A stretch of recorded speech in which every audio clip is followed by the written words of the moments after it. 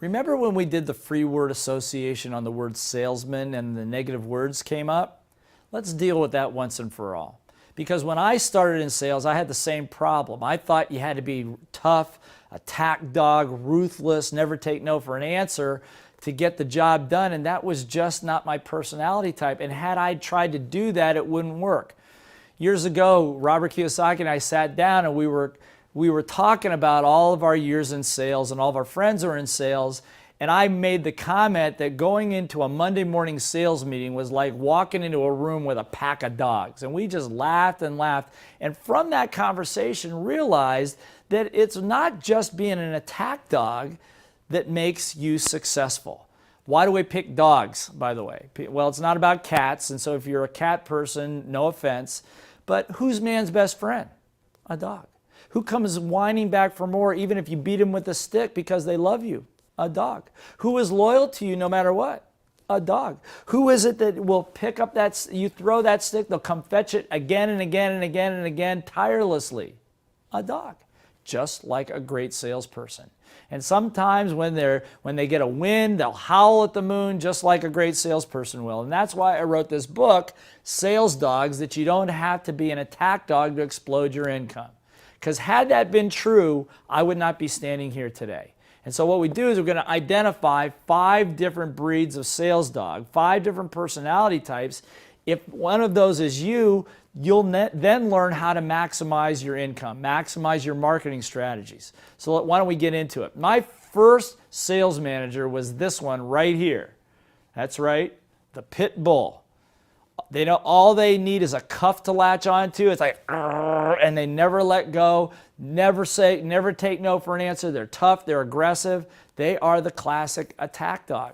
Now that wasn't me, but if that's you, that's great. They're good. A pit bull is good at cold calling. They like taking on new challenges. They have no problem going out there and making that extra call again and again and again. The problem, however, is when you see a pit bull coming down the street, a real dog pit bull that is, and you're coming this way, which way do you go? That's right, you could cross over here because they're intimidating and they scare people. So if that's who you are, that's good, that's your strength, but it's not required. That's only one of the 5 breeds. Some of you may be pit bulls. Think about it. That's fine. But some of you may not be a pit bull, but you may be this one, the poodle. That's right, the poodle. You know, I have a friend of mine in Sydney, Australia. Her name is Leanne. This is actually a picture of Leanne. Leanne would never make a cold call to save her life. But she has this expression that there's always somebody that knows the person I need to talk to. That's her. And she has made fortunes for herself, other businesses she's worked for. She is a classic poodle. A poodle is the type of person that loves to schmooze with people. I always kid her that I think that she has a wine glass permanently Velcroed between these 2 fingers because she shows up at every social function, every community service function, every party, all these things because she is a connector. That's right, a person that has the expression, there's always somebody that knows the person I need to talk to. She says, Blair, if you ever need an appointment with the Prime Minister of Australia, just give me 5 days and I can get it done. Now that's a poodle.